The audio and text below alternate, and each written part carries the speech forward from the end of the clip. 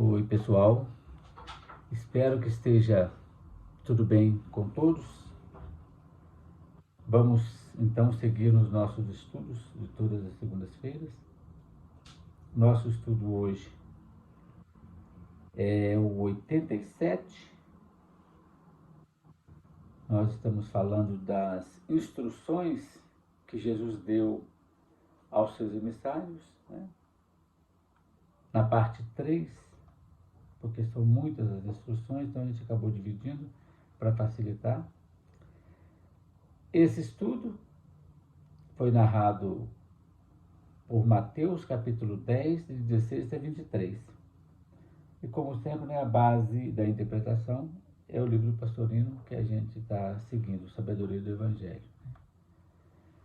Mateus registrou assim: não é o discípulo mais que seu mestre, nem o servo mais que seu senhor.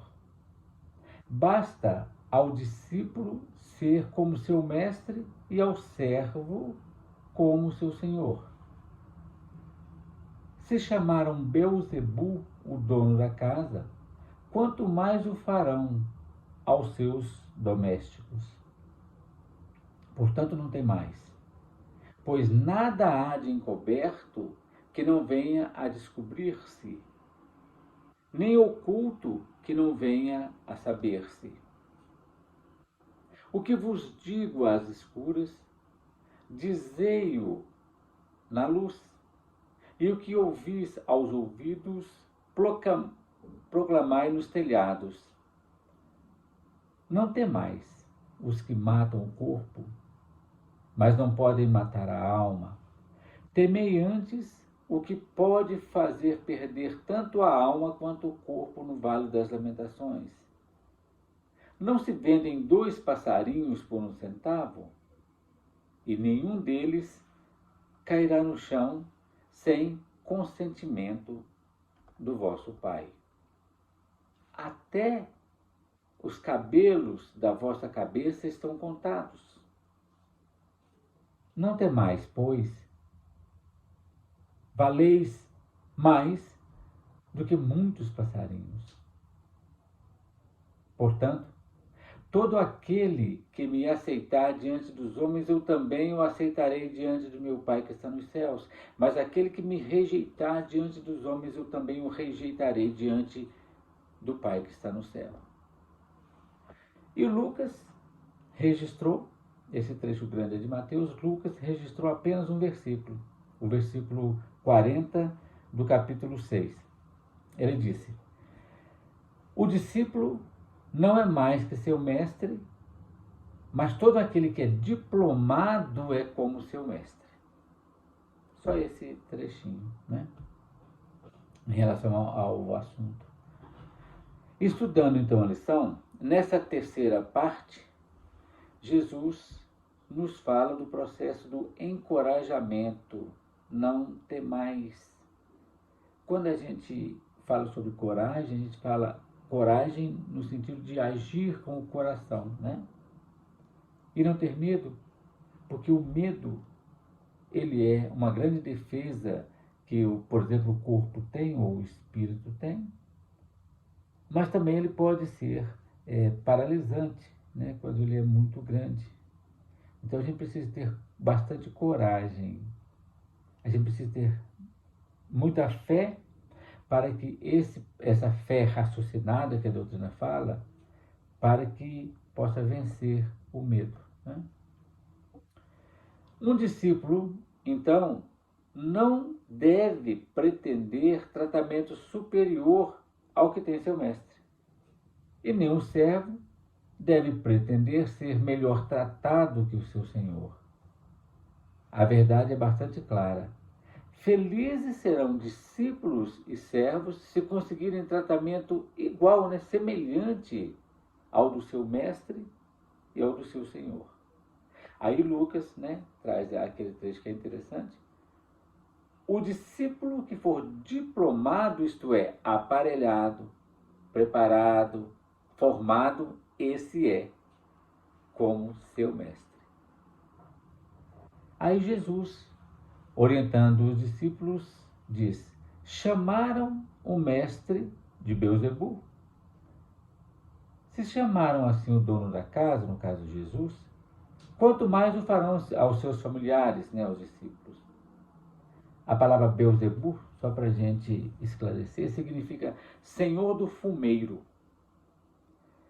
Era uma divindade falsa, que era pagã, né, que era consultada pelos antigos nas suas dificuldades, né? Na época de Jesus, esse conhecimento, essa prática era bastante feita, né? Tudo aquilo que se esconde há de aparecer à luz. Isso significa as maldades dos seres humanos, mesmo que esses seres humanos tenham títulos e autoridades, nada, absolutamente nada, vai ficar sem ser esclarecido no devido tempo. Nada, nada, nada vai ficar oculto. A gente sabe disso lendo as obras, né, da doutrina. No plano espiritual não há como ocultar qualquer coisa. Aqui, né, as pessoas ocultam muita coisa. Há muitas coisas que acontecem no secreto, né, no segredo, e que acaba, um dia vai vir à tona com certeza. Aquilo que for dito às escuras deve ser proclamado na luz.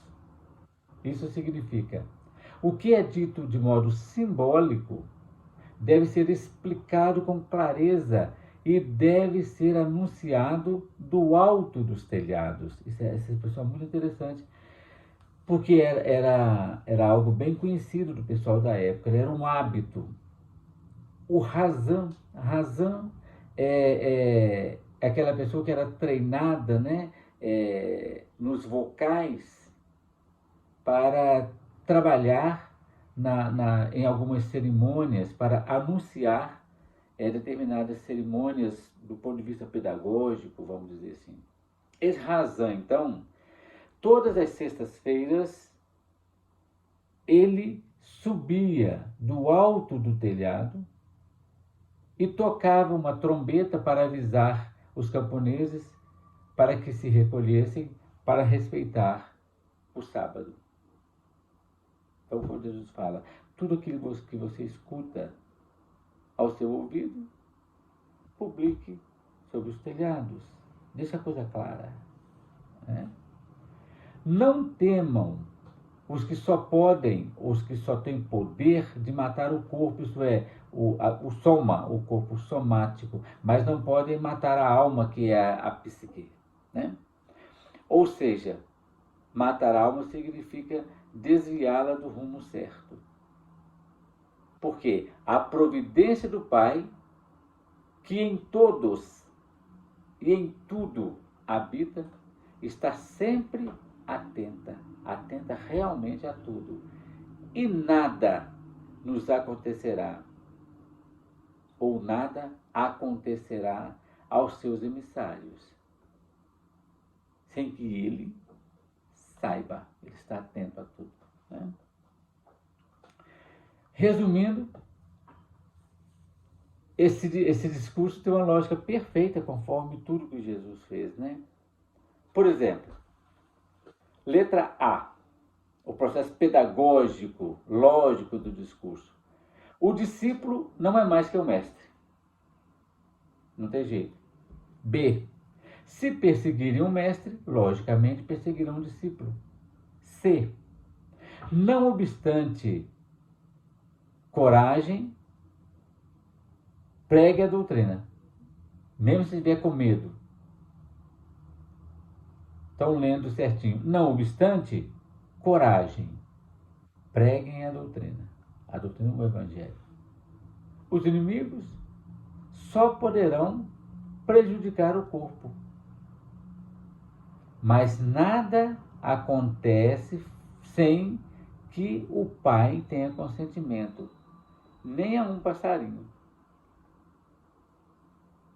Os discípulos valem mais, quer dizer, nós todos, então, que somos discípulos, valemos mais do que os passarinhos.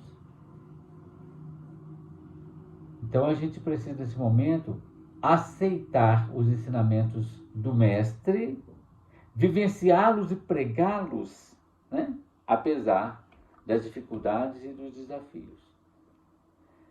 Entendendo a lição aqui no sentido mais profundo, o que significa? A personalidade, isto é, o ser encarnado, não pode superar a individualidade. É como se, nesse exemplo, a personalidade é um discípulo de um mestre, que é a individualidade. E ela é escrava de um senhor, que é a individualidade. E cabe a essa personalidade renunciar-se a si mesma, carregando a sua cruz, que ela mesma construiu, e seguir no rumo da espiritualização.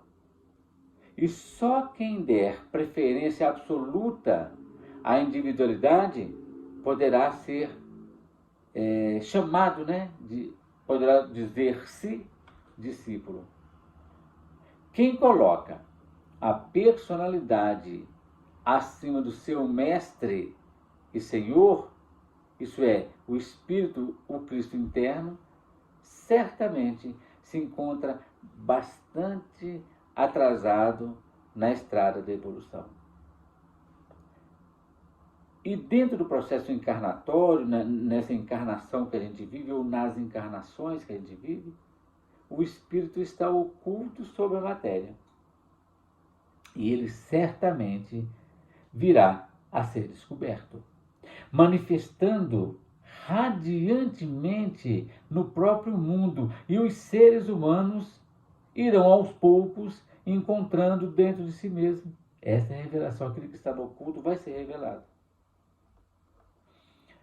Para que isso ocorra, os emissários ou os discípulos continuadores da obra de Jesus, que é a individualidade, deverá ensinar a todos os segredos do reino. O segredo do céu também está oculto. E ele vai ser revelado. Esse segredo, então, esse reino dos céus, que vai ser revelado, ele vai falar claramente tudo aquilo que foi dito em parábola. Aí, o que cada criatura ouviu no secreto, no segredo, em silêncio, dito pelo seu Cristo interno, residente em cada coração, será proclamado do alto dos telhados. É como se aquilo que foi dito dentro do nosso ouvido, nós vamos publicar de acordo com o nosso cérebro, por exemplo. Será publicado com todos os ventos, em todos os ventos. Então, tudo aquilo que está oculto virá a saber-se.